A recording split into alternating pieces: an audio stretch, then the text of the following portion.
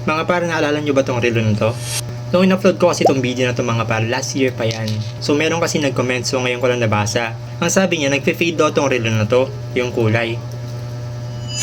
Mind you mga par, no? More than a year na to sa akin. So in-order ko to or binili ko to online. January pa. January 2025 last year. So tingnan nyo naman mga par, saan dito yung nag-fade, diba? Halos ganun pa rin nga yung kulay niya simula nung binili ko eh. Ito mayroon pang nag-comment, sabi niya, tiyatanong niya kung nangangalawang daw ba to.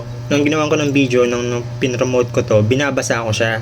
So kasi nga waterproof din siya. So binasa ko siya, siguro dun siya na curious. Kaya tinanong niya kung nangangalawang ba. So guys, ulitin ko, kayo nang balang musga. Kayo nang balang sumagot ng tanong niya kung nangangalawang ba to.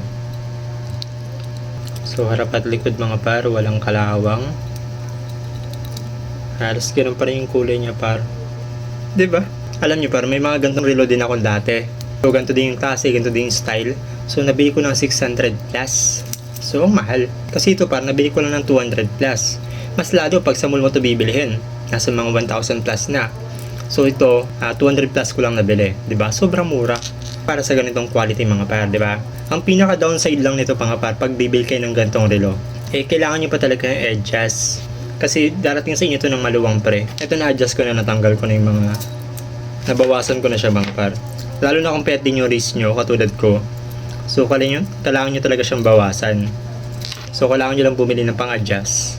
Maglalagay na lang din ako dyan sa baba ng link. Hindi siya kasi tulad ng mga ganito na hindi mo na kailangan adjustan kasi may mga butas siya, diba?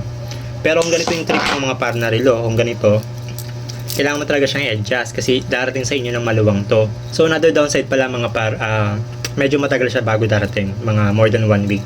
Kasi from, to, China. So, overseas pa. Kaya siguro mura din, no? Kasi parang direct tayo bumibili. So, yun lang din, mga par. Kung mainipin ka, hindi para sa itong relo na to. Pero kung for example, kailangan mo siya next month, ngayon pa lang umorder ka na. Okay? So, yun lang mga par. Kung gusto nyo rin na to, nandiyan lang sa baba yung link, okay? Yun lang. Bush.